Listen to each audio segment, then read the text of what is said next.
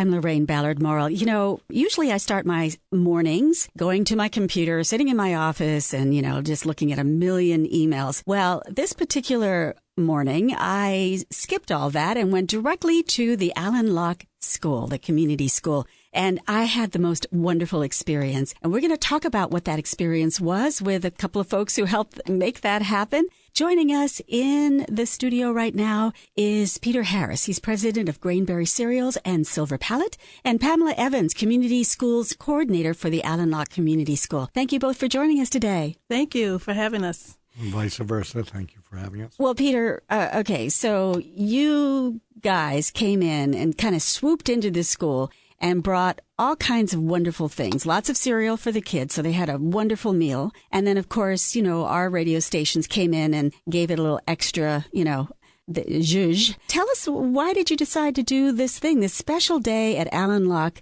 Community School? I work with my key person at iHeart that I work with, a person named Jason Roy, who I've worked with for a couple of years now. I had been talking to him to say that we would like to work with a few communities with our Grainberry cereal, which happens to be a very healthy, good-for-you cereal. A couple of weeks ago, we met at the Allen Locke School. Jason had a contact named Emily, who works at iHeart. Yes, Emily's awesome. She's our vice president of marketing for the 6 stations. With her help and Jason's help, we all met at Allen Locke School, and that's where we met Pam. After seeing the school and talking with Pam, we all walked away from there just wanting to help, and we didn't know, again, what was involved at that point. I guess Emily had the idea of doing a breakfast, tying in Power 99. Yeah. Pam, when you were approached to have this event happen at the Allen Locke School, what was your reaction? So I was super excited for the kids. We decided to have the kids who displayed above and beyond behavior, as well as had 95% or above attendance. And so those students were the students that were privileged to be there, and to be able to celebrate them in a positive manner was exciting to me. So when I first heard about it, I was excited. I talked to the Principal Carter and Principal Massey. They were excited about it. And so we just went with it. It was a really an organic partnership. Once we met and connected, and I saw the heart of Peter and Emily and Jason, it just worked. So we were connected through the American Heart Association, which was amazing. And when we sat and met, it was just organic. They got involved. I told the story about the school and the things that we do there. And we're always trying to get healthy food on the plates of our students. And so when they told me about the cereal and how it had less sugar, and then I got to taste a sample of it, I was like, this is really good. Everything good for you doesn't taste good, but this actually tastes amazing. I wonder if you can tell us more about the Allen Locke School. So Allen Locke School is a very unique and special school. They are located in the heart of West Philadelphia. We have students that come from a lot of shelters in the area. We have a very unique population. We have kids like that in every school, but it's very different when they're all concentrated in one particular school. So we do have at-risk population. We are a community school, which is initiative of Mayor Kinney's, which just means that we've been identified as a school that has a great need.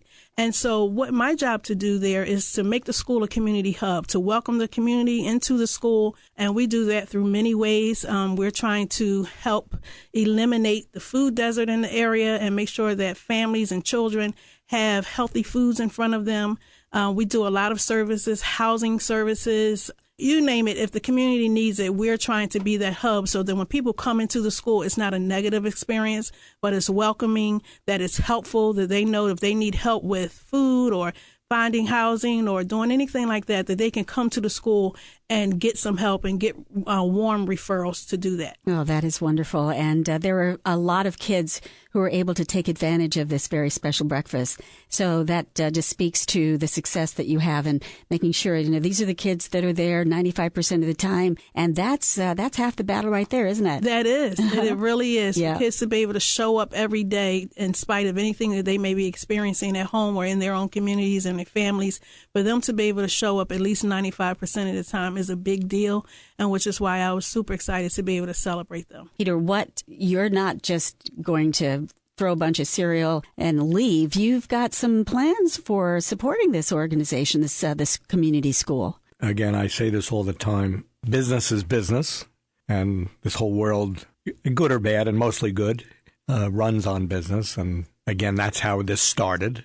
I work with my father, and he created this healthy grainberry cereal, which is, as Pam said, is low in sugar. And we use this special grain called onyx sorghum, which we grow ourselves in West Texas. Which is a very renewable type of plant, right? It's not like some crops that really deplete the soil. They actually...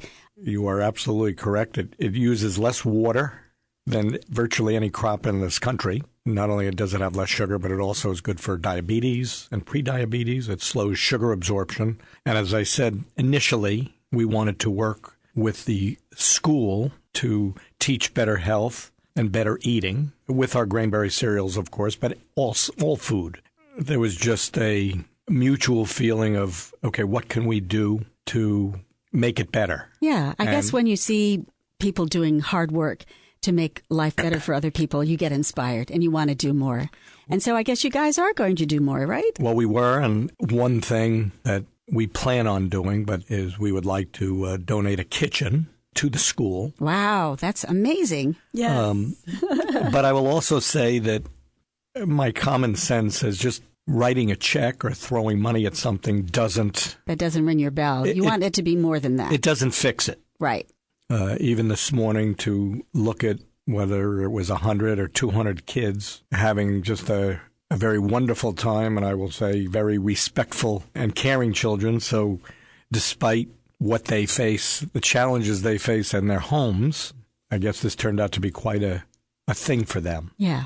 So what could be better than to make this school a place where they're proud to come to and want to come to? We want to thank you and all the great staff over at the Allen Locke Community School for making such a wonderful day, and clearly not a day that's just a one-shot deal, but something that's going to continue to help grow a wonderful relationship with, the school that could use that help. Peter Harris, president of Grainberry Cereals and Silver Palette, Pamela Evans, community schools coordinator for the Allen Locke Community School, together working to create a wonderful breakfast in also cooperation with the American Heart Association with these healthy cereals. But not only stopping there and providing this fun day with one of our iHeart stations, Power 99 FM, and Cappuccino air personality there on site as well, but really continuing to make sure that the kids will continue to benefit from this partnership. So I want to thank you all so much for joining us. Peter Harris, President Grainberry Cereals and Silver Palette, and Pam Evans, Community School Coordinator for the Allen Locke